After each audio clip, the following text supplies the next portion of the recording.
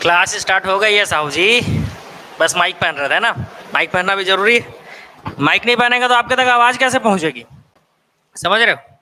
इसलिए माइक पहनना जरूरी था। ठीक है, हमको भी समय का कीमत है। वैसे मैंने 8:15 का शेड्यूल किया था, अभी तो 3 मिनट बाकी ही है। ठीक है, चालू करते हैं एग्जाम एनालिसिस, क्योंकि 10 जून को आपके शिक्षक भर्ती का एग्जाम है।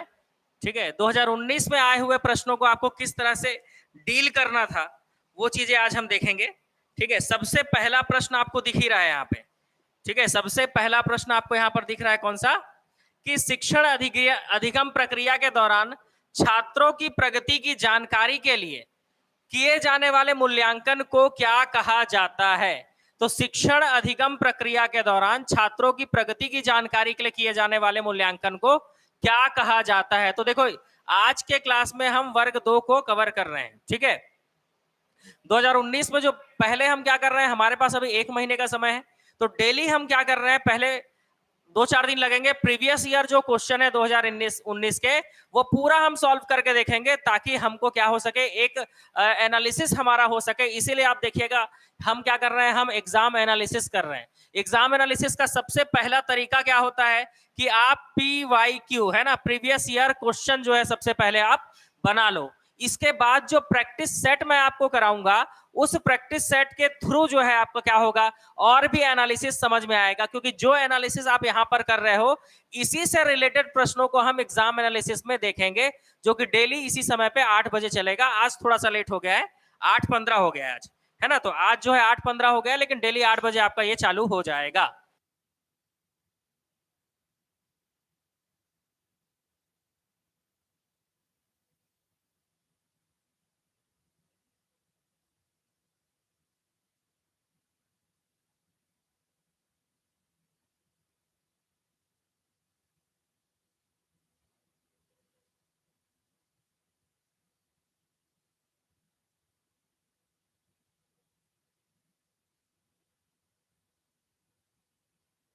ठीक है भाई, तो शिक्षा अधिगम प्रक्रिया के दौरान क्या ले रहे हैं आंसर, योगात्मक। ठीक है, देख लेते हैं तो इसका आंसर क्या होगा।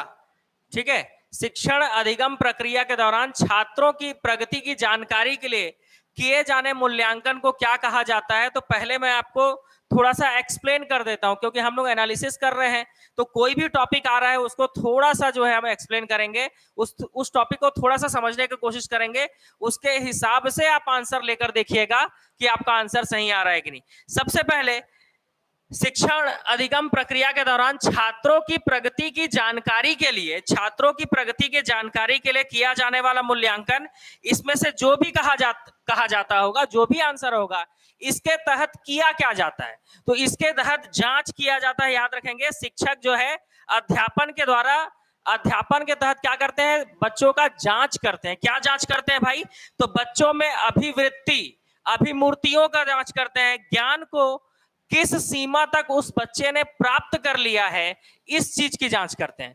तो ये जांच किस तरीके से होती है, तो याद रखना, इस मूल्यांकन को, चलो 2-3 लोगों का आंसर बिल्कुल सही आया है, रचनात्मक मूल्यांकन कहा जाता है। क्या कहा जाता है, रचनात्मक मूल्यांकन कहा जाता है।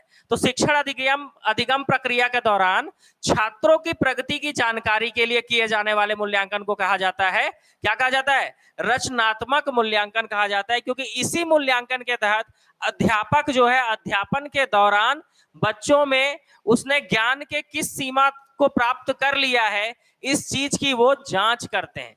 ठीक है, तो ये एनालिसिस पहला समझ में आ गया। चलो नेक्स्ट की तरफ चलते हैं, अगले क्वेश्चन की तरफ। अधिगम क्या है, अधिगम है क्या है भाई, अगला प्रश्न आपके सामने है कि अधिगम क्या है। ये नहीं, ये तो ऐसे लिखा गया है।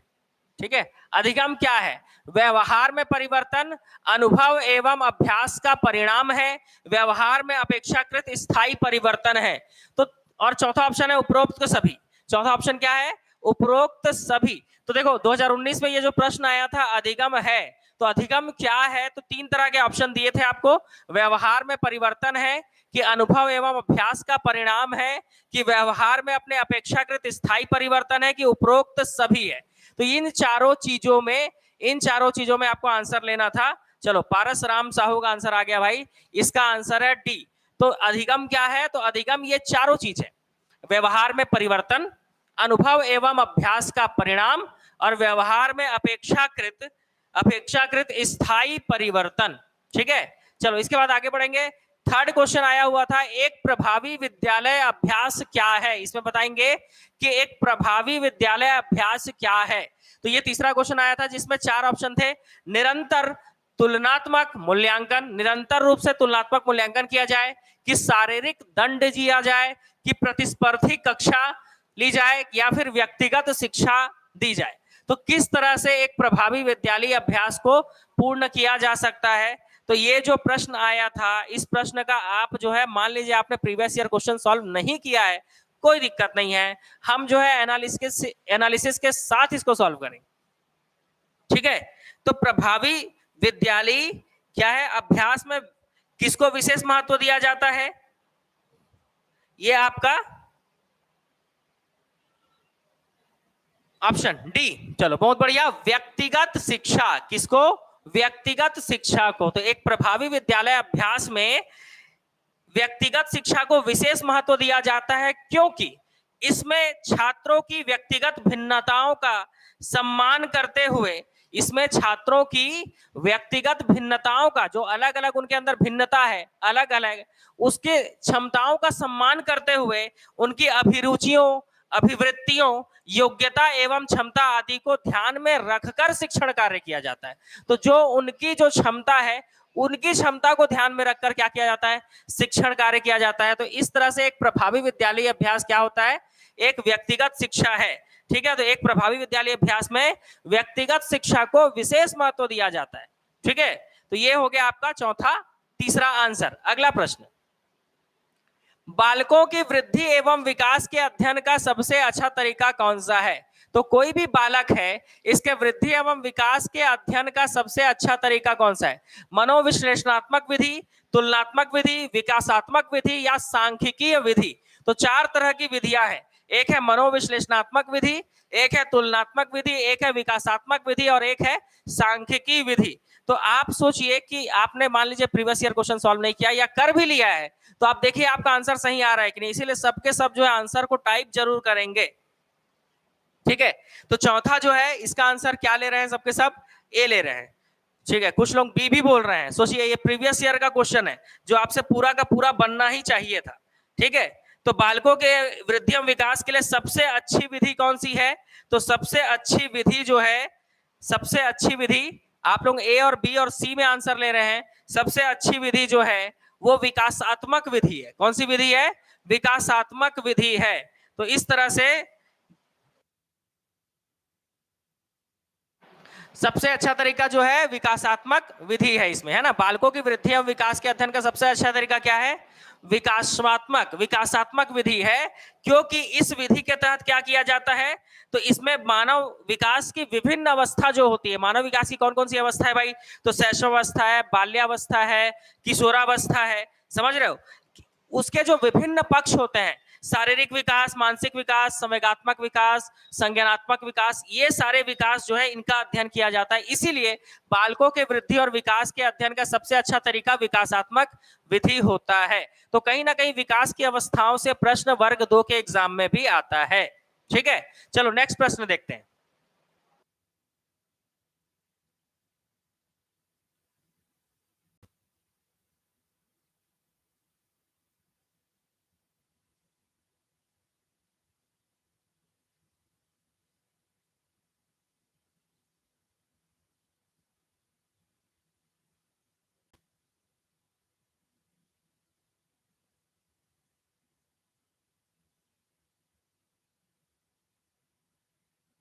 निम्नलिखित में से क्या बच्चों के सोचने एवं सीखने के अनुकूल वातावरण के संदर्भ में सत्य है। ठीक है, अगला जो प्रश्न है आपको सामने दिख रहा है, बिल्कुल क्या दिख रहा है सामने, कि बताइए निम्नलिखित निम्न में से क्या बच्चों के सोचने एवं सीखने के अनुकूल वातावरण के संदर्भ में सही है? तो एक सही ऑप्शन ढूंढना है, बाकी सब के सब इसमें गलत है। ठीक है, क्या बोलेंगे भाई ऑनलाइन वाले? आंसर जल्दी बताएंगे। जो भी वर्ग 2 का तैयारी कर रहे हैं या वर्ग 3 का भी तैयारी कर रहे हैं, एक बार ट्राई करके देखिए, क्योंकि अगर आप वर्ग 2 का तैयारी कर रहे हैं तो आज नहीं तो कल वर्ग 3 का भी जो है आप एग्जाम सीटेट निकलेगा या सीजीटेट निकलेगा तो वर्ग 3 का भी तो दिलाओगे ही ना। तो एक तरफ से प्रश्न आप देख लो, क्योंकि बाल विकास के प्रश्न घूमते रहते हैं। भले ही वर्ग 3 में आसान है, वर्ग 2 में थोड़ा टफ है, लेकिन थोड़ा देखोगे तब तो सीटेट में भी आंसर ले पाओगे। तो एक तरफ से सीटेट का तैयारी है, सोचकर भी कम से कम इस क्लास में आप बने रहो और इसमें क्या करो, आंसर लेने का कोशिश करो प्रश्न को समझकर। ठीक है, तो सबसे पहला, लंबे समय तक शिक्षक के आख्यान को शांतिपूर्वक सुनना। अगर कोई बच्चा लंबे समय तक शिक्षक, जो जैसे मैं बता रहा हूं आपको, मैं शिक्षक, आप सुन रहे हैं, है ना, आप भी शिक्षक बनेंगे बाद में, लेकिन लंबे समय तक अगर बच्चा सुन रहा है तो क्या उसको अनुकूल वातावरण मिलेगा? दूसरा, गृह कार्यों में उसकी वृद्धि कर दी जाए। अरे उसके मतलब उसको होमवर्क ज्यादा दिया जाए। गृह कार्य का मतलब घर में काम नहीं, गृह कार्य का मतलब क्या होता है? होमवर्क। होमवर्क उसको ज्यादा दिया जाए। या फिर तीसरा ऑप्शन इसका है, कौन सा क्वेश्चन है? 5वां। तीसरा ऑप्शन है करके सीखना।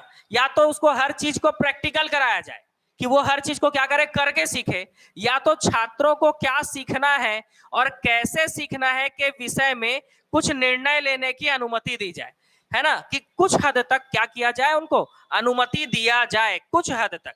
ठीक है,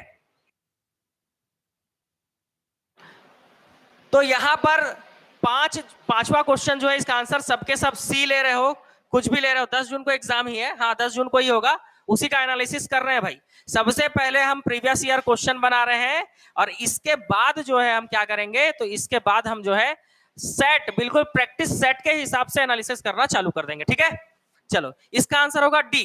क्यों? क्योंकि छात्रों को क्या सीखना है और कैसे सीखना है, इस पर कुछ हद तक अगर उनको निर्णय लेना दिया जाए तो ये जो है उसको एक अनुकूल वातावरण में लेकर आएगा और इससे बच्चा जो है उसमें सोचने एवं सीखने के लिए क्या होगा, एक इच्छा जागृत होगी। तो इसका आंसर क्या लेना है आपको? इसका आंसर होगा डी। इसका आंसर क्या हो जाएगा भाई? तो इसका आंसर हो जाएगा डी। चलो छठवां प्रश्न है, बताइए, यह सामान्यतः प्रकृति में वितरित है, यह वंशानुक्रम वातावरण दोनों का संयुक्त उत्पाद है जो आयु के साथ साथ बढ़ता है एवं इसकी ऊर्ध्वाधर वृद्धि 10 से 20 वर्ष की आयु समाप्त हो जाती है। यह अनुच्छेद किससे संबंधित है?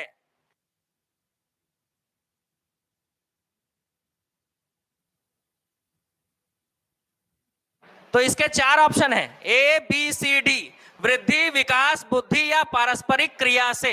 तो 4 इसमें क्या है, ऑप्शन है।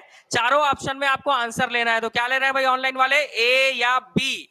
ठीक है, ए बी सी डी। ये प्रीवियस ईयर क्वेश्चन है जी, 2019 में ये पेपर आया हुआ था, शिक्षक भर्ती वर्ग 2 में, वर्ग 2 में आया हुआ था। लेकिन अभी आप तो सी टेट भी देने वाले हैं। ठीक है, आने वाले समय पे सीजी टेट भी आप देंगे, या किसी भी स्टेट का आप टेट दे रहे हैं, किसी भी स्टेट का, है ना, बिहार का दे रहे हैं, उत्तर प्रदेश का दे रहे हैं, मध्य प्रदेश का दे रहे हैं, बाल विकास कहीं ना कहीं प्रश्न वहीं पर विकास की अवस्था और उसके आसपास घूमते रहता है।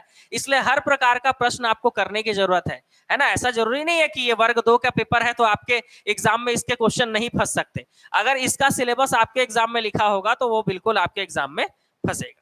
ठीक है, आंसर है बी, ए। कुछ लोग आंसर बी बोल रहे हैं, कुछ लोग आंसर ए बोल रहे हैं। ठीक है, तो छठवां जो प्रश्न है उसका आंसर है ना ए और ना बी, ये अनुच्छेद जो है वो बुद्धि से संबंधित है। इसका आंसर है सी। ठीक है, तो याद रखना, जो यह सामान्यता प्रकृति में वितरित है, प्रकृति में विकृत है, और यह वंशानुगत वातावरण दोनों का संयुक्त उत्पाद है जो आयु के साथ साथ बढ़ता है और इसकी ऊर्ध्वाधर वृद्धि 16 से 20 वर्ष की आयु तक समाप्त हो जाती है। यह अनुच्छेद जो है यह बुद्धि से संबंधित है। ना तो इसका आंसर ए हुआ, ना तो इसका आंसर बी हुआ। इसका आंसर क्या हो गया? सी। ठीक है, अगर इसका एक्सप्लेनेशन देखना है तो समझना, बुद्धि जो है, बुद्धि एक्सप्लेनेशन समझो, है ना, एनालिसिस कर रहे हैं क्योंकि हम, बुद्धि जो है वो व्यक्तिगत समस्याओं का समाधान करने या कुछ नया सीखने और उद्देश्यों का प्राप्त करने के लिए इसको सक्षम बनाता है। और ये जो है इसकी ऊर्ध्वाधर वृद्धि जो है सामान्यतः 16 से 20, भले क्वेश्चन में 10 से 20 करके आया था, लेकिन इसकी जो ऊर्ध्वाधर वृद्धि है, मतलब तेजी से जो बुद्धि का विकास होता है, ये 16 से 20 वर्ष की आयु तक ये समाप्त हो जाती है। ठीक है, तो ये चीजें जो है ये बुद्धि से रिलेटेड करता है। अगला प्रश्न, अभिप्रेरणा का सिद्धांत। अगर आप वर्ग 2 का एग्जाम दे रहे हैं, अभिप्रेरणा से संबंधित प्रश्न ना आए ऐसा हो ही नहीं सकता। ठीक है, तो अभिप्रेरणा का सिद्धांत है, बहुत ही आसान है, आपने इसको पढ़ा भी होगा। ठीक है, अभिप्रेरणा का सिद्धांत,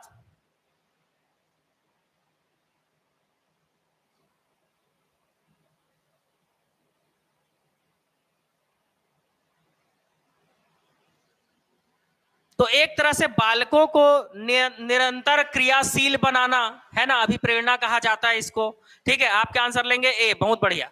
अभिप्रेरणा हर कोई पढ़ के रखा है, अभिप्रेरणा का सिद्धांत। इसका सीधा सीधा संबंध किससे होता है? छात्रों को प्रोत्साहित करना। बहुत बढ़िया, सबका आंसर सही है, छात्रों को प्रोत्साहित करना। तो कहीं ना कहीं अभिप्रेरणा की अगर हम बात करें तो छात्रों के अधिगम हेतु प्रोत्साहित करना, छात्रों को अधिगम हेतु प्रोत्साहित करना। अधिगम हमने पढ़ लिया, अधिगम का भी क्वेश्चन आया था, अभिप्रेरणा भी पूछा, अधिगम भी पूछा। आप समझ लीजिए, जो टर्मिनोलॉजी आपके सिलेबस में है उस टर्मिनोलॉजी को डायरेक्ट पूछ रहा है। हम लोग एग्जाम एनालिसिस कर रहे हैं, आप समझिएगा इस चीज को, जो आपके सिलेबस में लिखा है उसी से डायरेक्ट क्वेश्चन आता है कि ये टर्म का मतलब क्या है बताइए। जैसे अभिप्रेरणा का सिद्धांत क्या है पूछ रहा है, तो सीधी सी बात है, छात्रों को अधिगम के लिए प्रोत्साहित करना ही अभिप्रेरणा का सिद्धांत है। ठीक है, तो इसका आंसर क्या हो गया? ए हो गया। चलो बहुत बढ़िया। अगला, प्रशिक्षण के दौरान व्यवहार को सही करने की प्रक्रिया के रूप में क्या माना जाता है? ठीक है, आपने अगर नहीं भी बनाया है तो मेरे साथ बनाइए। ठीक है, ताकि आपको एनालिसिस भी हो, और आने वाला जो 10 जून को आप एग्जाम देने वाले हैं, या इसके बाद सी टेट देने वाले हैं, या इसके बाद का जो स्टेट का टेट देने वाले हैं, इन सारी चीजों में जो है आपके ये प्रश्न जो है घूमते रहेंगे, तो कम से कम आपके ये प्रश्नों की तैयारी हो जाएगी। इन प्रश्नों को तैयारी करके हम एक निष्कर्ष पर पहुंचेंगे। इन प्रश्नों को करने के बाद वो निष्कर्ष आप खुद से पढ़ेंगे तो शायद है कि आप उस निष्कर्ष को समझ सकें, लेकिन आप क्लास में बने रहेंगे और इसका एनालिसिस समझेंगे तो मैं आपको बताऊंगा कि किस तरह के प्रश्न किस तरह से घुमा के आपको पूछ सकता है। ठीक है,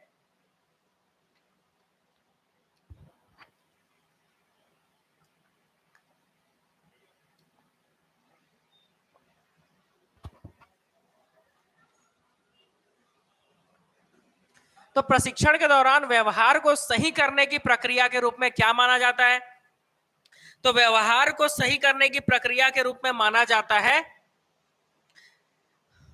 क्या माना जाता है भाई ऑनलाइन वालों? बी, बहुत बढ़िया, अधिगम निर्देश। क्या माना जाता है? अधिगम निर्देश। सीधी सी बात है कि प्रशिक्षण के दौरान किसी भी प्रतिभागी के व्यवहार में होने वाली कमियों को या त्रुटियों को जानकर उसे सही करने की प्रक्रिया को ही अधिगम प्रक्रिया कहा जाता है। ठीक है, तो प्रशिक्षण के दौरान किसी भी प्रतिभागी जो है उसके व्यवहार में क्या कमी आ रही है, क्या त्रुटि आ रही है, उसको जानकर उसको सही करने का प्रोसेस जो है यही अधिगम प्रक्रिया है। तो इस प्रक्रिया को किस रूप में जाना जाता है? तो अधिगम प्रक्रिया के रूप में जाना जाता है। कुल मिलाकर अधिगम और अभिप्रेरणा से रिलेटेड प्रश्न आपके ज्यादा बन रहे हैं। सीधी सी बात है, वर्ग 2 के एग्जाम में आपके अधिगम से रिलेटेड प्रश्न नहीं आएगा, ऐसा हो ही नहीं सकता। ठीक है, विद्यालय आधारित मूल्यांकन मुख्य रूप से उस सिद्धांत पर आधारित है जिसमें, देखो, जहां जैसे हम वर्ग 2 का प्रैक्टिस सेट बनाना चालू करें, कहीं ना कहीं विद्यालय हावी हो गया है इस चीज पर। ठीक है, विद्यालय से रिलेटेड प्रश्न जरूर आ रहे हैं। ठीक है, तो याद रखेंगे, विद्यालय आधारित मूल्यांकन मुख्य रूप से उस सिद्धांत पर आधारित है। आंसर क्या लेंगे आप? सी या बी? देख लेते हैं आप क्या आंसर लेना चाहेंगे इसका। ठीक है, आंसर लेंगे सी या बी? देखते हैं क्या आंसर आप ले रहे हैं इसका।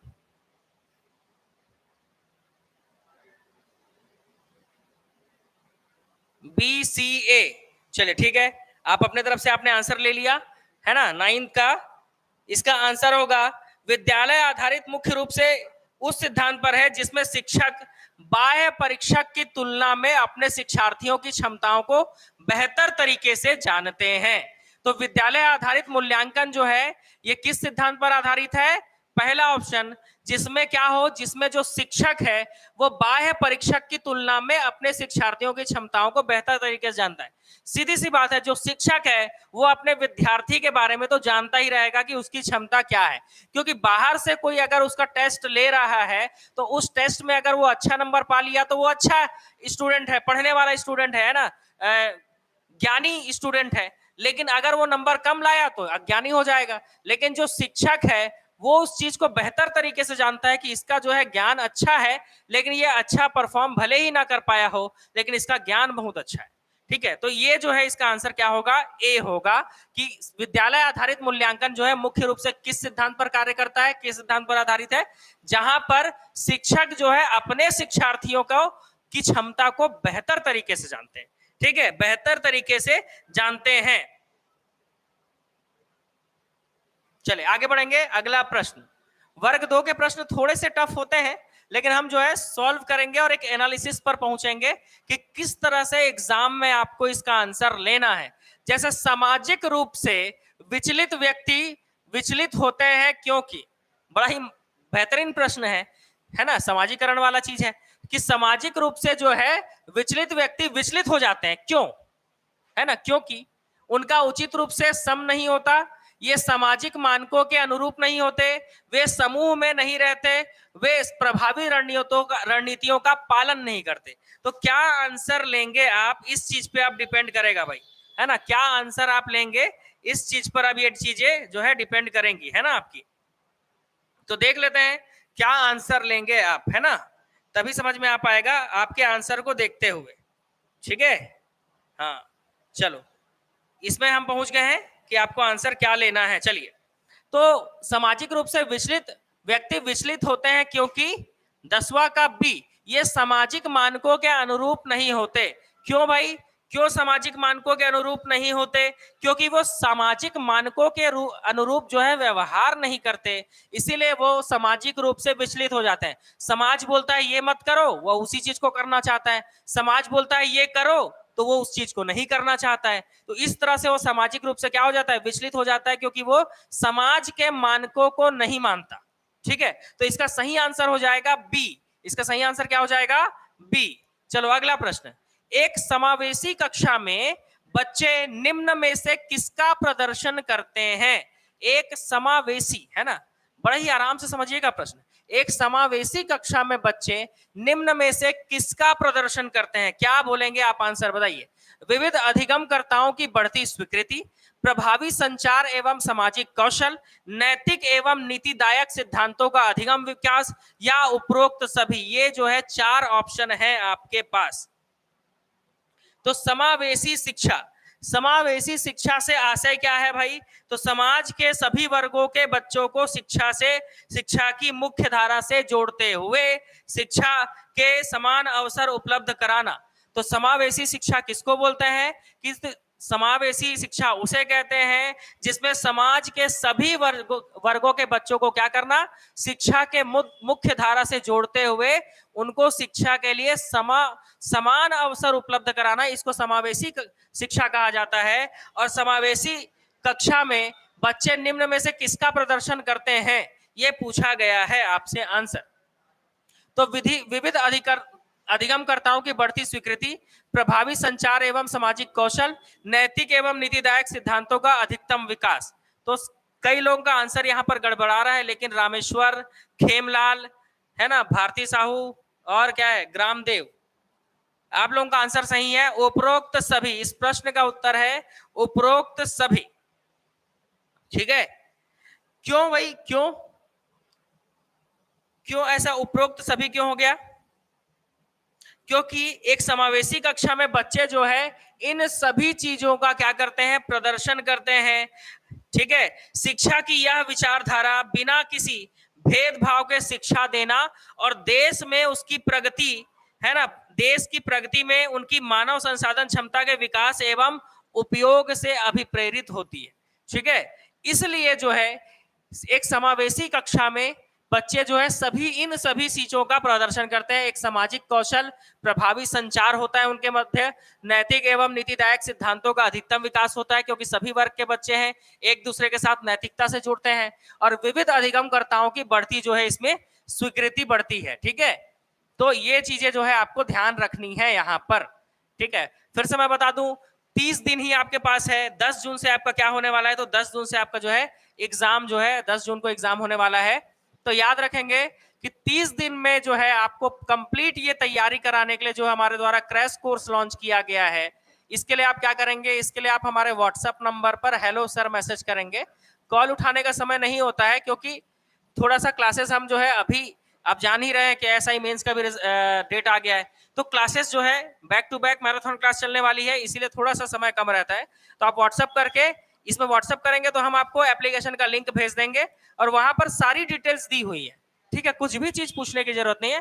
ठीक है, कोर्स आप कैसे ज्वाइन करेंगे ये सारी चीजें वहां पर दिया हुआ है, तो जिनको भी ज्वाइन करना है कर लेंगे। वर्ग 2, वर्ग 3, वर्ग 2-3 का एक साथ, या मैथ्स, फिजिक्स और वाणिज्य में व्याख्याता का कोर्स, कोई भी कोर्स। ठीक है, चलो नेक्स्ट बढ़ेंगे आगे। चलिए अगला प्रश्न क्या पूछा गया था देखते हैं। शिक्षार्थी तब तक नहीं सीख सकते जबकि, देखो ये प्रश्न बहुत ही आसान है, चारों ऑप्शन पढ़ो, आप आराम से इसका आंसर ले लोगे। शिक्षार्थी तब तक नहीं सीख सकते जब तक कि उन्हें शिक्षा के सामाजिक उद्देश्यों की आवश्यकताओं के अनुसार नहीं पढ़ाया जाता।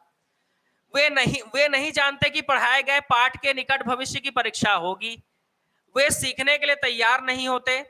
उनके माता पिता घर पर उनके प्रशिक्षण के विषय में नहीं पूछते। चार ऑप्शन है, आप सोचिए, आप एग्जाम में बैठे होते तो आप क्या आंसर लेते इसका, है ना। आप एग्जाम में अगर बैठे होते तो आप इसका क्या आंसर लेते, सोचेंगे और सोच के बताएंगे बिल्कुल। और देखो भाई, आपके लिए जो है प्रीवियस ईयर क्वेश्चन आपके लिए कराया जा रहा है, तो वीडियो को लाइक जरूर करेंगे और एक दिन के लिए कम से कम इस वीडियो के लिंक को वीडियो खत्म होने के बाद व्हाट्सएप स्टेटस में लगा लीजिएगा, है ना।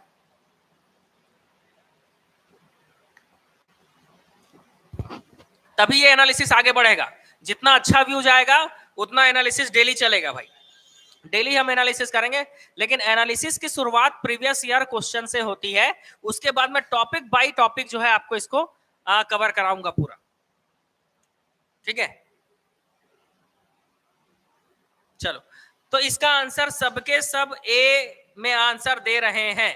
ठीक है, सबके सब इसका आंसर किस में दे रहे हैं, तो सबके सब इसका आंसर किस में दे रहे हैं, तो सबके सब इसका आंसर ए में दे रहे हैं। लेकिन कुछ लोग जो है इसका आंसर सी भी बोल रहे हैं। ठीक है, जिसमें टीना शर्मा है, दिव्या राजपूत है ना, सब लड़की लोग ही है। लड़के लोग भी सही आंसर बताओ भाई। इसका आंसर है सी, वे सीखने के लिए तैयार नहीं होते। शिक्षार्थी तब तक नहीं सीख सकता जब तक वह सीखने के लिए तैयार नहीं होता। जैसे जब तक आपकी इच्छा नहीं होगी ना पढ़ने की, जैसे आज क्लास चल रहा है अभी, अगर आपकी इच्छा नहीं है, आपकी सीखने का, आपका तैयार नहीं है सीखने के लिए, तो मैं कुछ भी कर लूं आप नहीं सीख पाएंगे। ठीक है, तो याद रखना, शिक्षार्थी तब तक नहीं सीख सकता जब तक वह सीखने के लिए तैयार नहीं होगा भाई। अगर आप सीखने के लिए तैयार हैं, और सीखने के लिए आप तैयार कब होते हैं, जब एग्जाम आता है तब आप सीखने के लिए तैयार हो जाते हैं। ठीक है, तो आप सीखने के लिए तैयार कब रहते हैं, जब आपका एग्जाम आता है। ठीक है, जब आपका एग्जाम आता है।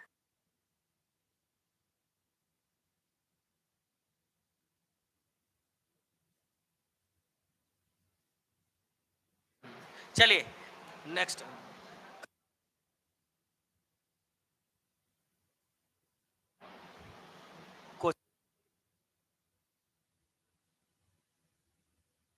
इसके बाद नेक्स्ट क्वेश्चन देखते हैं। चलो बच्चों, है ना, एक्टिव होना जरूरी है, बहुत सही बात आरती गुप्ता, बिल्कुल सही बोल रहे हो। चलिए आगे बात करेंगे।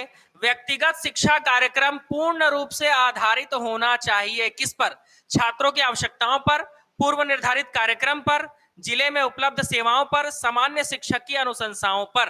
तो व्यक्तिगत शिक्षा कार्यक्रम जो है पूर्ण रूप से किस पर आधारित होना चाहिए, छात्रों की आवश्यकताओं पर, पूर्व निर्धारित कार्यक्रम पर, जिले में उपलब्ध सेवाओं पर। देखिए, इसके लिए आपके अंदर बाल विकास का बहुत बड़ा समझ होना जरूरी नहीं है, कॉमन सेंस का क्वेश्चन है कि व्यक्तिगत शिक्षा कार्यक्रम पूर्ण रूप से किस पर आधारित होना चाहिए। बिल्कुल एकदम ही कॉमन सेंस का क्वेश्चन है भाई, ये एकदम कॉमन सेंस का क्वेश्चन है कि किस पर आधारित होना चाहिए। ठीक है, किस पर आधारित होना चाहिए, छात्रों की आवश्यकताओं पर, लगभग लोग आंसर ए में दे रहे हैं। बहुत बढ़िया। आप आंसर देते हो तो ऐसा लगता है कि हाँ मैं आगे क्वेश्चन कराऊं, और आंसर नहीं देते हो तो ऐसा लगता है कि अब क्या ही मेहनत कर रहे हैं आप, तो आंसर ही नहीं बोल रहे हैं। इसलिए आंसर आपको टाइप करना चाहिए, ठीक है, इससे जो है थोड़ा सा एनर्जी बढ़ता है, ठीक है। चलो ए, बहुत बढ़िया। छात्रों की आवश्यकताओं पर, तो जैसे व्यक्तिगत शिक्षा, सीधी सी बात है, ये पूर्ण रूप से किस पर आधारित होना चाहिए? छात्रों की आवश्यकताओं पर आधारित होना चाहिए। जैसे जैसे आपकी आवश्यकता होगी उसी उसी हिसाब से व्यक्तिगत रूप से शिक्षा दी जाती है। चलो आगे, निम्न में से कौन सा कारक मानव मानसिक विकास से संबंधित नहीं है? निम्न में से कौन सा कारक बताएंगे? निम्न में से कौन सा कारक? अधिगमकर्ता की लंबाई एवं भार, तर्क एवं निर्णय, स्मृति का विकास, वैचारिक क्षमता। चार चीजें हैं मानव विकास पर संबंधित नहीं है। बताएंगे कि मानव विकास से ये चीज, कौन सी चीजें संबंधित नहीं है पूछा है, मतलब बाकी चीजें संबंधित हैं, ठीक है। मानव विकास ए, बहुत बढ़िया, बहुत बढ़िया, सबके सब बिल्कुल अच्छा परफॉर्म कर रहे हैं, बिल्कुल सही आंसर आप आ रहा है आपका। अधिगमकर्ता की लंबाई एवं भार, इस पर मानव विकास जो है इससे संबंधित नहीं है। तर्क एवं निर्णय से संबंधित होता है, स्मृति का विकास होता है, वैचारिक क्षमता होती है, ठीक है। इसके अलावा चिंतन होता है, चिंतन के अलावा क्या होता है? निरीक्षण होता है, निरीक्षण के अलावा स्मरण होता है। तो मानव विकास में सामान्यतः जो है स्मरण, चिंतन, निरीक्षण, तर्क, निर्णय, स्मृति का विकास, वैचारिक क्षमता, दो तीन चीजें मैंने जो आपको बताया वो जोड़ लो, स्मरण, निरीक्षण और चिंतन, ठीक है। ये सारी चीजों को जोड़ लो। समस्या समाधान भी जोड़ लेना भाई, मानव विकास में क्या आता है? समस्या समाधान भी आता है, ठीक है। तो समस्या समाधान भी आप क्या कर लेंगे? इसमें जोड़ लेंगे, समस्या समाधान को भी आप जोड़ लीजिएगा, ठीक है। चलिए आगे बढ़ेंगे। 14वां क्वेश्चन हो गया भाई, attention deficit hyper activity disorder. Attention deficit hyper activity disorder के छात्र सामान्यतः संज्ञानात्मक देरी प्रदर्शित करते हैं। उन्हें निम्न में से किन क्षेत्र में कठिनाई होती है? कौन से क्षेत्र में उनको कठिनाई होती है? अगर कोई छात्र जो है attention deficit hyper activity disorder का है, तो इसका आंसर आप क्या लेंगे? तो उसको किस चीज में दिक्कत होता है? अवधान में, कि मानसिक मंदता में, आवेग नियंत्रण में, या ए और बी दोनों? मतलब ऑप्शन नंबर डी। जो भी आप आंसर लेना चाहें ये आंसर आप ले सकते हैं, है ना। जो भी आप इसमें आंसर लेना चाहें क्या कर सकते हैं? ले सकते हैं इसमें, ठीक है। तो इसमें जो भी आप आंसर लेना चाहे ले सकते हैं, ठीक है। आपकी इच्छा के ऊपर है भाई इसका आंसर लेना। अब देखते हैं आप इसका आंसर क्या लेते हैं। डी, बहुत बढ़िया, सबके सब सही आंसर बता रहे हो, बहुत बढ़िया। इसी तरह से परफॉर्म कीजिए, एग्जाम जो है बिल्कुल श्योर आपका एग्जाम निकलेगा, है ना, श्योर बिल्कुल आपका एग्जाम निकलेगा। इसी तरह से परफॉर्म कीजिए। तो ये आंसर क्या हो जाएगा? ए और बी दोनों। तो attention deficit hyper activity disorder के छात्र सामान्यतः संज्ञानात्मक देरी प्रदर्शित करते हैं। उन्हें किस क्षेत्र में कठिनाई होती है? तो अवधान और मानसिक मंदता, इन दोनों क्षेत्र में लगभग कठिनाई होती है। थैंक यू सर जी। अरे आपको तो एनालिसिस कराया ही जा रहा है ना, एनालिसिस कराया जा रहा है। अवधान में समस्या होती है, ठीक है। इसके अलावा मानसिक मंदता में समस्या होती है, ठीक है। इसके अलावा अति सक्रियता में क्या होती है? कठिनाई का अनुभव करते हैं, ठीक है।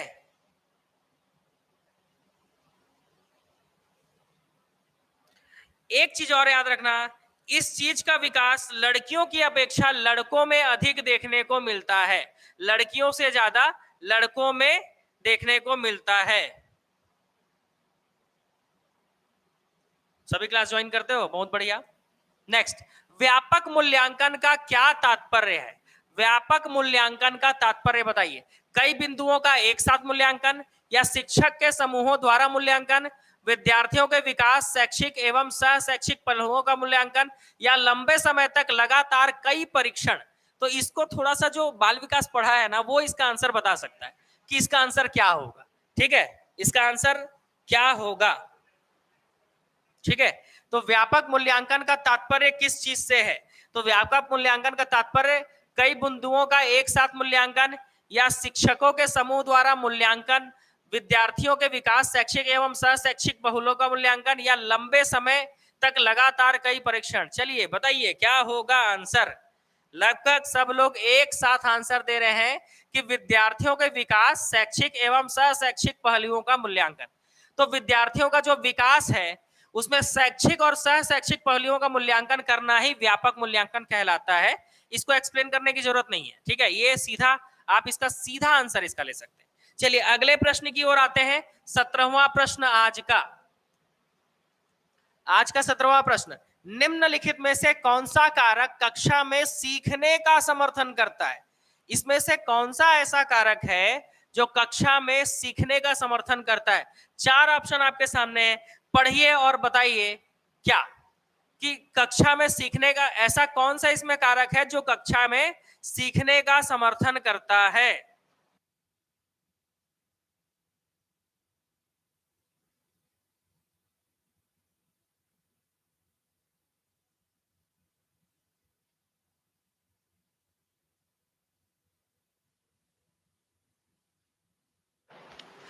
चलो तो इसका जो 17वां प्रश्न है आपका, इसका आंसर क्या ले रहे हैं भाई बच्चे सब, बी। बहुत बढ़िया। शिक्षकों द्वारा बच्चों की स्वायत्तता का समर्थन। शिक्षकों द्वारा बच्चों की स्वायत्तता का समर्थन। मैं फिर से आपको बता दूं, क्रैश कोर्स जो है वर्ग 2, वर्ग 3 और वर्ग 2, 3 तीनों में है ना। वर्ग 2, वर्ग 3 और इन दोनों का कॉम्बो जो है कंबाइंड, ये लॉन्च हो चुका है 8 मई से, ठीक है। आपको लाइव एक प्रश्न जो है आपके साथ हमेशा रहता है कि क्या हमको लाइव क्लास पढ़ाया जाएगा। तो हाँ बिल्कुल आपकी लाइव क्लासेस चलेंगी, ऑनलाइन क्लासेस चलेंगी, लेकिन इसमें एक प्लस बेनिफिट रहेगा कि लाइव क्लासेस के साथ आपको रिकॉर्डेड वीडियो भी दिया जाएगा, ठीक है। ये एक प्लस रहेगा। इस चीज के लिए जो है मैक्सिमम कॉल इसी चीज के लिए आता है, तो इस चीज को बताना जरूरी है। तो शिक्षकों द्वारा बच्चों की स्वायत्तता का समर्थन ही क्या कहलाता है, कक्षा में सीखने का समर्थन करता है। तो कक्षा में बच्चे कब सीखेंगे, जब शिक्षकों द्वारा बच्चों के स्वायत्तता का समर्थन किया जाए, ठीक है। नोटिफिकेशन का वेट कर रहे थे, इतने बार नोटिफिकेशन भेजा गया है जी आपको, ठीक है। इतने बार आपको नोटिफिकेशन भेजा गया है, इसीलिए बोला जाता है कि फ्री क्लासेस जो है एप्लीकेशन पे चल रही है ना। जब एप्लीकेशन पर चल रही है फ्री क्लासेस, तो एप्लीकेशन को डाउनलोड करना जरूरी है। चल यूट्यूब पे रही है, लेकिन लिंक आपको एप्लीकेशन से ही मिलेगा, ठीक है। इसीलिए एप्लीकेशन डाउनलोड कीजिए। एप्लीकेशन डाउनलोड करेंगे तो लिंक आपको बिल्कुल सही समय पर मिल जाएगा। नहीं, ओनली ऑब्जेक्टिव नहीं है, इसमें थ्योरी प्लस ऑब्जेक्टिव है। जो क्रैश कोर्स हमारा चल रहा है, इस क्रैश कोर्स में थ्योरी प्लस ऑब्जेक्टिव है, ठीक है। थ्योरी प्लस ऑब्जेक्टिव है, ठीक है। थ्योरी प्लस ऑब्जेक्टिव है।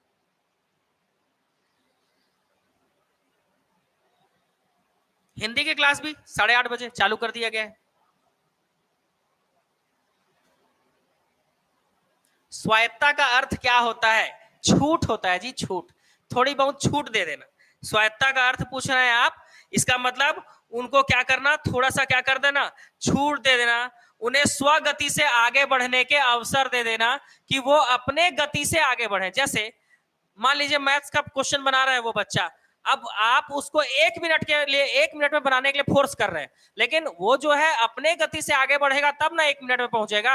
आज वो पहले क्लास में अगर बैठा है तो उसको 5 मिनट लग रहा है एक क्वेश्चन बनाने में, अगले क्वेश्चन को बनाने में उसको 4 मिनट लगेगा। तो ये होता है स्वायत्तता, ठीक है। नहीं बिल्कुल, अगर आपको कोई डाउट है ना, कोई भी डाउट है, आप बिल्कुल कमेंट किया कीजिए, चैट का ऑप्शन है।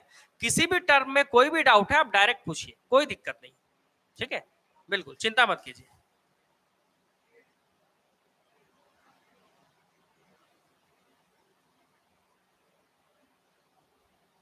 कॉमर्स लेक्चरर का क्लास चल रहा है, वो तो डेली चल रही है। दोपहर को 4 बजे और रात को अभी 9 बजे जो है चालू होता है, लेकिन अब 9:30 बजे चलेगा, क्योंकि आज की क्लास थोड़ी सी लेट हो गई, इस कारण 9:30 में आज का कॉमर्स का लेक्चरर चलेगा, है ना। तो जैसी लेक्चरर की क्लास चालू होती है वो आपको नोटिफिकेशन जाता ही है डेली। दिन में 4 बजे दोपहर को और रात में 9, 9:30 बजे जो है कॉमर्स लेक्चरर की क्लासेस चल रही है। बिल्कुल 2 क्लासेस चल रही है, 4 बजे अकाउंट और रात को 9:30 बजे जो है आपका इकोनॉमिक्स चल रहा है, ठीक है। चलिए आगे बढ़े। क्रैश कोर्स का फीस की अगर बात करें तो वर्ग 2 का फीस 2100 है, वर्ग 3 का फीस जो है 1900 है। दोनों को मिला दे तो 4000 हो जा रहा है, लेकिन दोनों को अगर एक साथ लेते हैं तो फीस जो है आपको 3000 लगेगा। ठीक है, वर्ग दो का फीस अलग है जी, और वर्ग 3 का फीस अलग है, लेकिन अगर दोनों को एक साथ लेंगे तो 4000 की जगह 3000 ही लगेगा। ठीक है, चलिए आगे बढ़े, आगे बढ़ते हैं। अगला, निम्न में से क्या गिलफोर्ड के त्रिविमीय सिद्धांत का घटक नहीं है?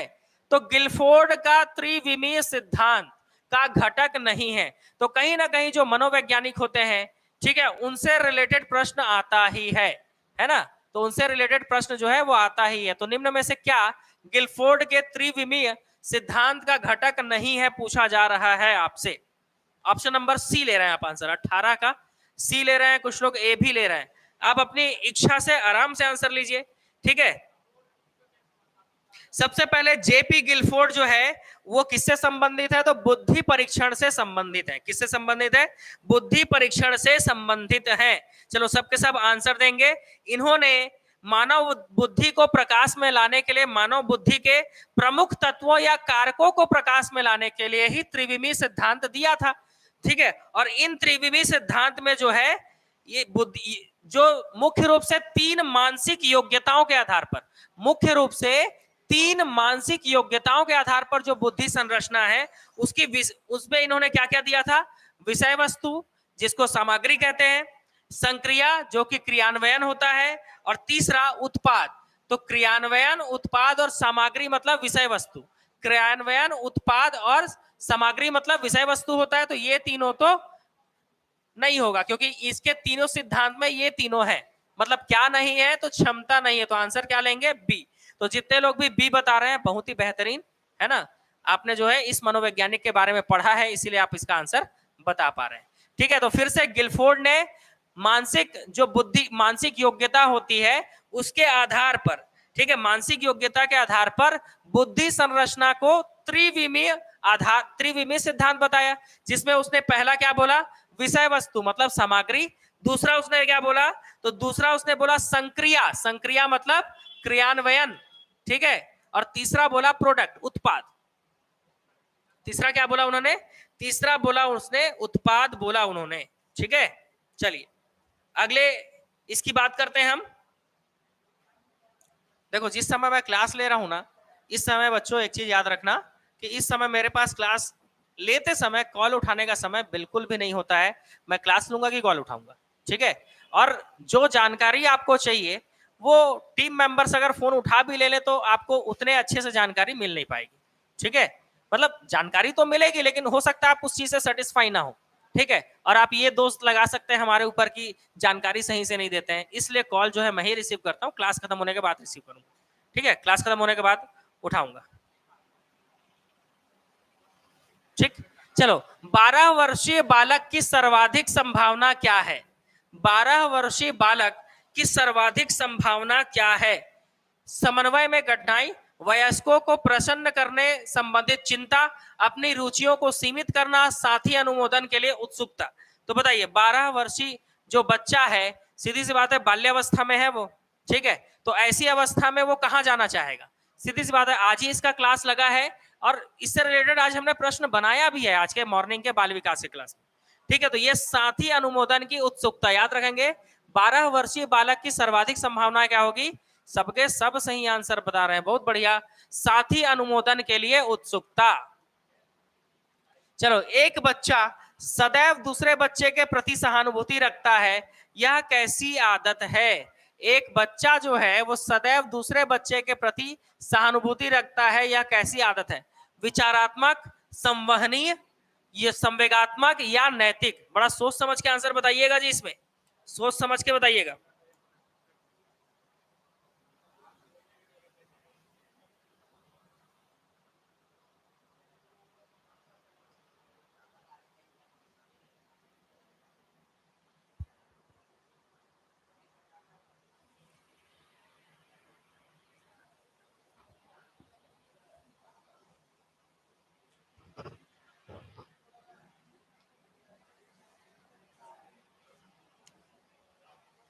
ट्वेंटी का सी, बहुत बढ़िया। ये उसकी संवेगात्मक आदत है, क्योंकि संवेग का मतलब होता है भाव, और भाव भी किस तरह के, तो भाव होते हैं काम, क्रोध, घृणा, आश्चर्य, स्नेह, खुशी। ये जो संवेग है, बालक में आयु बढ़ने के साथ साथ इन संवेगों का विकास जो है तीव्र गति से होने लगता है। तो इसलिए ये एक संवेगात्मक विकास है, संवेगात्मक आदत है इस तरह का। ठीक है, चलिए अगला नेक्स्ट बात करेंगे हम। क्वेश्चन नंबर 21, राष्ट्रीय पाठचर्या फ्रेमवर्क है ना, 2005 जो है सबसे ज्यादा किस पर बल देता है? देखिए यही क्वेश्चन वर्ग 3 के पेपर में आपने कल ही एनालिसिस किया है कि यही क्वेश्चन वर्ग 3 में भी पूछा गया था, सेम यही क्वेश्चन वर्ग 2 में भी पूछा गया है, सेम टू सेम क्वेश्चन कि राष्ट्रीय पाठ्यचर्या फ्रेमवर्क 2005 सबसे सर्वाधिक किस चीज पर बल देता है। सेम चीजें जो है कल भी आपने देखा था। ठीक है, तो कल आपको तो पता चल गया था ना, कल तो एनालिसिस में आप बैठे हुए थे, क्लास अटेंड कर रहे थे एनालिसिस का। तो इसका आंसर हो जाएगा ज्ञान के निर्माण पर। कल ही बता दिया गया था, जो NCF 2005 है, राष्ट्रीय पाठ्यचर्या की रूपरेखा जो है, इसका मुख्य उद्देश्य छात्रों का सभी तरफ से सर्वांगीण विकास है, जो कि ज्ञान के निर्माण पर बल देता है, ताकि पढ़ाई को बाहरी जीवन से जोड़ा जाए, ताकि उसकी समझ बढ़ सके, और कक्षा और कक्ष की गतिविधियों को जोड़ने आदि पर भी विशेष बल दिया जाता है। लर्निंग विदाउट बर्डन, हाँ सही बोल रहे हैं आप, बिल्कुल, लर्निंग विदाउट बर्डन। निम्नलिखित में से कौन सी संज्ञानात्मक प्रक्रिया है? इसमें से संज्ञानात्मक प्रक्रिया कौन सी है? देखो वर्ग 3 में भी संज्ञानात्मक विकास आप पढ़ते ही हो, वर्ग 2 में भी आपको पढ़ना ही होता है, सेम मैच खाता है भाई। ठीक है, तो संज्ञानात्मक विकास आप दोनों में पढ़ते हो। तो इसमें पूछा जा रहा है कि संज्ञानात्मक प्रक्रिया कौन सी है इसमें। तो संज्ञान का अर्थ होता है जानना, जैसे आपको पता है कि संज्ञान का मतलब क्या होता है, तो संज्ञान का मतलब होता है, सीधी सी बात है, जानना। संज्ञान का अर्थ क्या होता है, तो संज्ञान का अर्थ होता है जानना।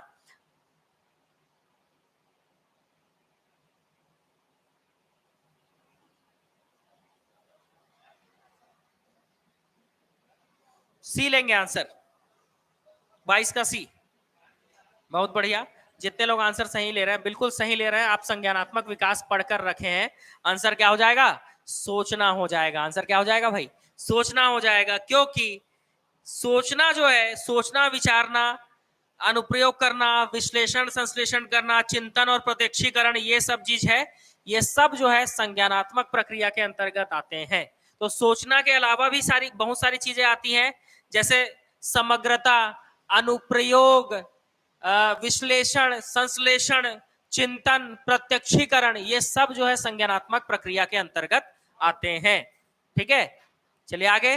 शैक्षिक कार्यक्रमों को प्रभावी रूप से आयोजित करने के लिए व्यक्तिगत भिन्नताओं का कौन सा क्षेत्र सर्वाधिक महत्वपूर्ण है?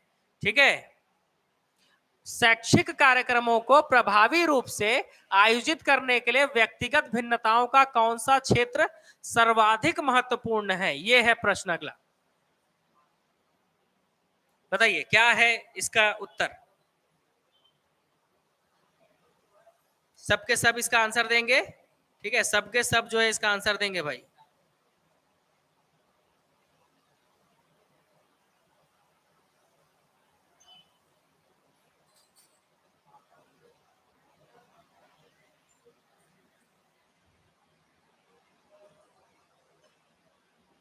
डी। चलो 23वां का आंसर आप लोग क्या बता रहे हैं? डी बता रहे हैं कि शैक्षिक कार्यक्रमों को प्रभावी रूप से आयोजित करने के लिए व्यक्तिगत भिन्नताओं का कौन सा क्षेत्र सबसे ज्यादा महत्वपूर्ण है? तो सामाजिक, भावनात्मक एवं मानसिक विशेषताओं का। ठीक है, डी, सामाजिक, कौन सा क्षेत्र? सामाजिक, भावनात्मक एवं मानसिक विशेषताओं का क्षेत्र जो है वो सर्वाधिक महत्वपूर्ण है। सामाजिक भी हो, भावनात्मक भी हो और मानसिक विशेषता भी हो, तो इन तीनों का जो है क्षेत्र होगा। क्योंकि सामाजिक, भावनात्मक, है ना, क्योंकि सामाजिक रूप से भावनात्मक एवं मानसिक विशेषताओं को सर्वाधिक महत्व दिया जाता है, दिया जाना चाहिए। ठीक है, दिया जाता भी है और दिया जाना भी चाहिए। ठीक है,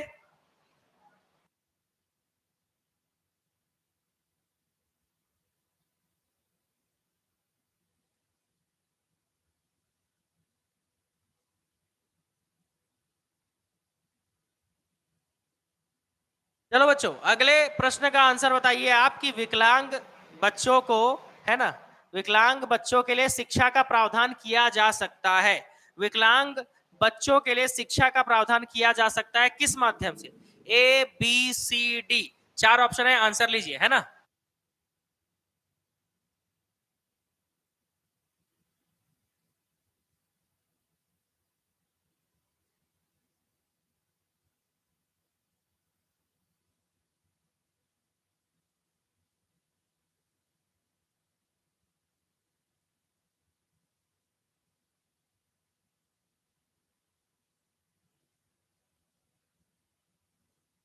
चलिए, आंसर क्या ले रहे हैं भाई बच्चे सबके सब?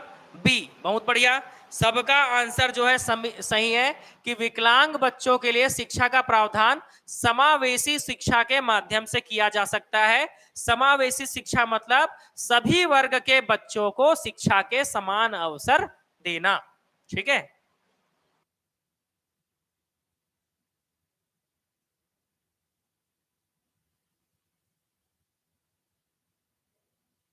अगला प्रश्न बताइए कि समावेशी शिक्षा किस सिद्धांत पर आधारित है? समावेशी शिक्षा किस सिद्धांत पर आधारित है? सामाजिक संतुलन, समानता एवं समान अवसर, सामाजिक सह अस्तित्व एवं वैश्वीकरण, वैश्विक भाईचारा।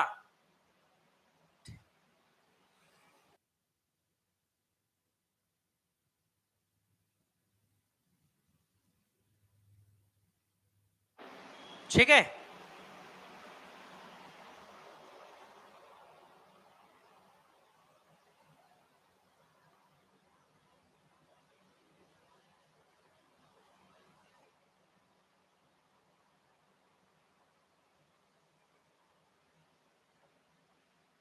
आंसर बी बोल रहे हो कि समावेशी शिक्षा जो है समानता एवं समान अवसर पर आधारित होती है। देखिए, समावेशी शिक्षा की अगर हम बात करें तो समावेशी शिक्षा को लेकर ये तीसरा प्रश्न है। 3 प्रश्न सामाजिक समावेशी शिक्षा से आया, संवेगात्मक से आया, संज्ञानात्मक से आया, इसके अलावा अधिगम से आया, अभिप्रेरणा से आया। ये एनालिसिस करवा रहा हूं मैं आपको, जिससे आप समझ सको कि प्रश्न किस तरह के इस बार एग्जाम में पूछे जाएंगे। आप अगर ये क्लास देख रहे हो ना, डेफिनेटली आपको एग्जाम में इस चीज का फायदा होगा और आप एग्जाम में जरूर याद करेंगे मेरे को, है ना, कि ये चीजें मैंने आपको बताई थी। तो समावेशी शिक्षा को अच्छे से पढ़ेंगे। ठीक है, तो समावेशी शिक्षा जो है समानता एवं समान अवसर।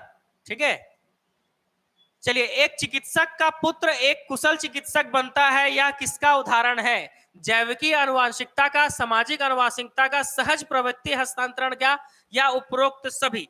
क्या आंसर लेंगे? एक चिकित्सक का पुत्र जो है एक कुशल चिकित्सक बनता है।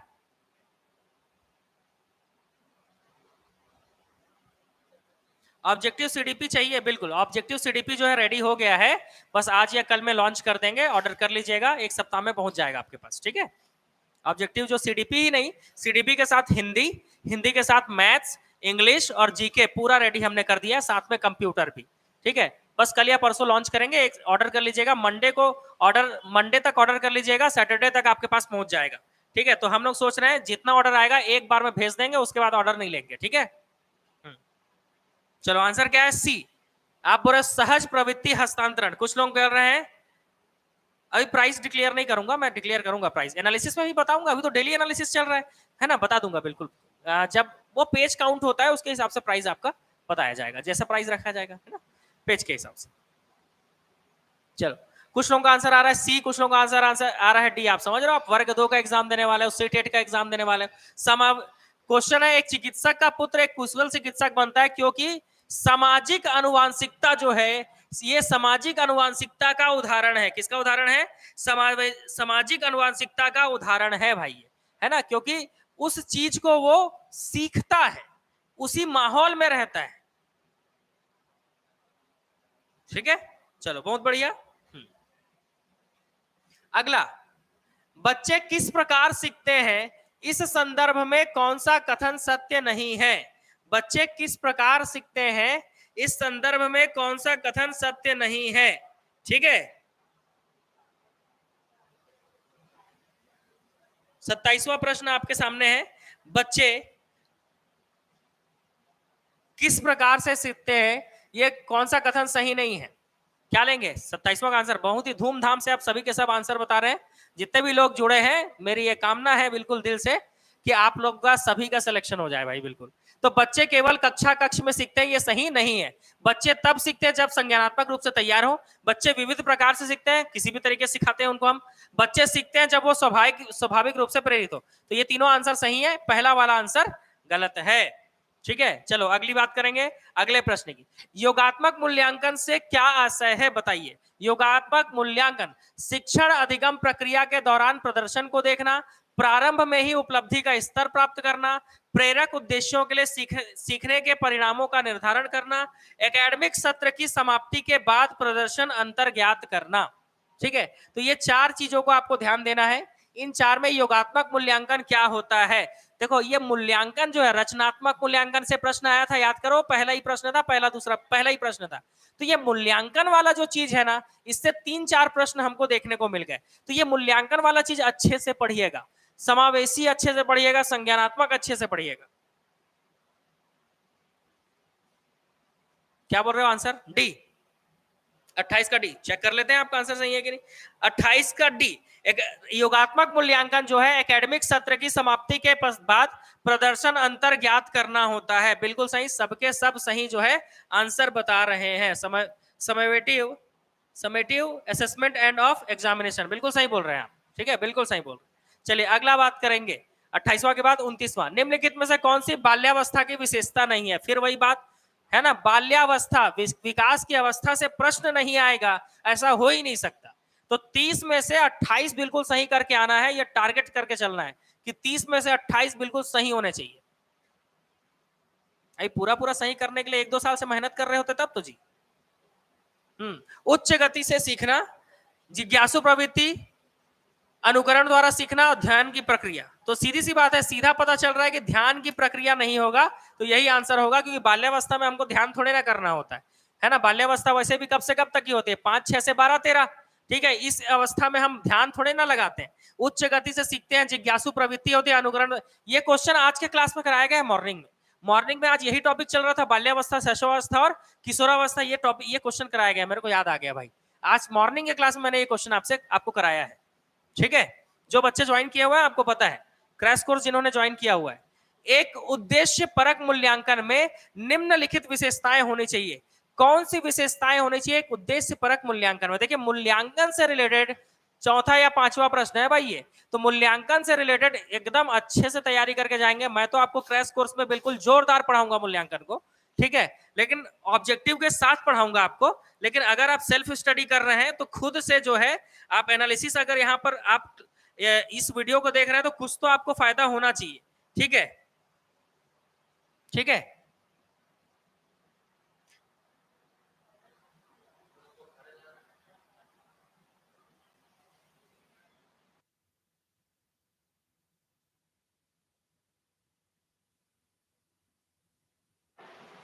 चलिए बात करेंगे आगे, है ना। तो एक उद्देश्य परक मूल्यांकन में निम्नलिखित विशेषताएं होनी चाहिए। कौन सी निम्नलिखित विशेषताएं होनी चाहिए? तो यह छात्रों के मध्य भय एवं तनाव को बढ़ाता है, या छात्रों एवं शिक्षकों के मध्य प्रतिक्रिया के रूप में कार्य करता है, यह वर्ष के अंत में ही किया जाना चाहिए, या छात्रों के मध्य अंतर करने के लिए तुलनात्मक प्रकृति का हो। ठीक है, तो अगर 30वां प्रश्न देखें तो इस प्रश्न का आंसर आप लोग क्या ले रहे हो बच्चों? देख लें, 30वां का बी ले रहे हो, बहुत बढ़िया। या छात्रों एवं शिक्षकों के उद्देश्य परक मूल्यांकन में निम्नलिखित विशेषताएं होनी चाहिए। कौन सी विशेषता होनी चाहिए? तो छात्र और शिक्षक के मध्य प्रतिक्रिया के रूप में कार्य करता है। तो उद्देश्य परक मूल्यांकन जो है छात्रों एवं शिक्षकों के मध्य प्रतिक्रिया के रूप में कार्य करता है। ठीक है,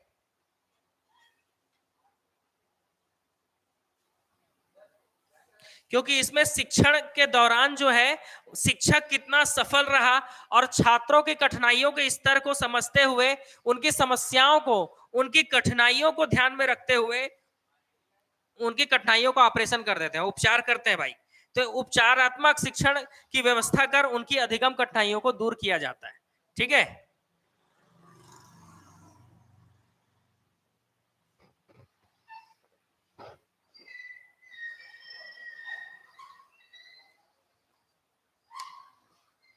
प्रश्न क्या बोलते हैं ना, कान को इधर से पकड़ो चाहे इधर से पकड़ो, ठीक है। ये क्लासेस जो है ये क्रैश कोर्स में चल रही है, ठीक।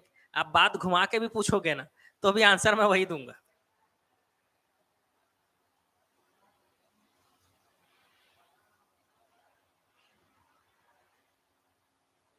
कश्मीर के विलय को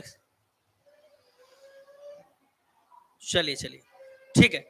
तो आज जो है देखो बच्चों, लेक्चरर कॉमर्स की क्लास चालू हो गया। जान रहे हो क्रैश कोर्स चल रहा है, तो क्रैश कोर्स में सभी टीचर्स को समय देना जरूरी है, ठीक है। तो क्रैश कोर्स जो चल रहा है उसमें लेक्चरर जो कॉमर्स है उसकी क्लास अभी होनी है, इसीलिए ये क्लास जो है यहीं पर अब खत्म किया जाता है। इसके आगे का जो हिंदी है, जितने भी क्वेश्चन है इसके आगे 30 क्वेश्चन मैंने करा दिया, वो अब हम कल की क्लास में देखेंगे, ठीक है। तो मैथ्स हो गया और फिजिक्स तीनों के क्रैश कोर्स चल रहे हैं। वर्ग 2 और 3, वर्ग 2 3 और वर्ग 2 और वर्ग 3 अलग से भी, किसी को सिर्फ वर्ग 2 का ज्वाइन करना है या वर्ग 3 का ज्वाइन करना है या वर्ग 2 और 3 दोनों का ज्वाइन करना है, वो एप्लीकेशन डाउनलोड कर लीजिएगा, है ना। और एप्लीकेशन डाउनलोड करके जो है आप आराम से जो है वहां से तैयारी कर सकते हैं जो क्लासेस चल रही हैं। एग्जाम एनालिसिस आपको डेली रात को 8 बजे मिलेगा, ठीक है। तो डेली रात को 8 बजे मिलेगा। अगर टाइम चेंज होता है तो मैं जिस दिन टाइम चेंज होने वाला रहेगा उसके एक दिन पहले ही बता दूंगा, ठीक है। जिनको भी वर्ग 3 का करना है, 2 का करना है, मैं बता दे रहा हूं, है ना। समय थोड़ा कम है, नंबर नोट कर लो व्हाट्सएप का 9300999939। इस नंबर पर बस आपको कुछ नहीं करना है, इसमें बस आपको व्हाट्सएप में मैसेज करना है हेलो सर। क्या मैसेज करना है भाई? Hello sir. आपको ऑटोमेटिक क्या होगा, लिंक भेजा जाएगा मेरे द्वारा एप्लीकेशन का, एप्लीकेशन डाउनलोड कीजिए और वहां से जो है क्रैश कोर्स आप ज्वाइन कर लीजिए। सारे ऑप्शन वहीं पे। याद रखेंगे लाइव क्लासेस चलेंगी, इसके साथ रिकॉर्डेड वीडियो भी आपको दिया जाएगा, ठीक। लेक्चरर का किए हैं, अच्छी बात है, तैयारी चल रही है फिर आपकी, बहुत बढ़िया। आज 25 सही हुए हैं, बहुत बढ़िया। बॉबी चौधरी, है ना, चलो बहुत बढ़िया। 25 सही हुए हैं, बहुत बढ़िया। और कौन है भाई? और आपको 25 सही हुआ।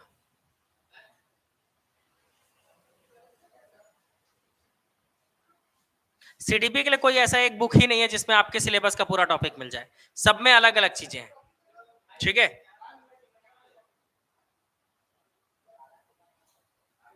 फीस डिटेल्स आपको एप्लीकेशन में मिल जाएगी। वीडियो को लाइक जरूर कर दीजिएगा, चैनल को सब्सक्राइब जरूर कर दीजिएगा। जो भी बच्चे नए हैं चैनल पे, चैनल को सब्सक्राइब जरूर कीजिएगा और वीडियो को लाइक जरूर कीजिएगा, है ना। सुन के जो है एक कान से सुनते हो दूसरे कान से निकाल देते हो, पता है, ठीक है। तो मैं भी जो है जो आपको बढ़िया दुआ देता हूँ कि आपका सिलेक्शन हो जाए ना, तो मैं भी देना बंद कर दूंगा, बताए। तो इसीलिए लाइक और सब्सक्राइब करना बहुत जरूरी है आपके लिए। अगर आप चैनल पे आए हैं तो आपको चैनल को लाइक और सब्सक्राइब करना चाहिए, ठीक है। जो कर चुके हैं उनकी बात नहीं कर रहे हैं, लेकिन जो नए हैं चैनल पे, आप चैनल को सब्सक्राइब जरूर करेंगे, ठीक है। बाकी पुराने स्टूडेंट्स आप लाइक करेंगे, है ना, आपको लाइक करना है और एक दिन के लिए अपने स्टेटस पे भी लगाना है।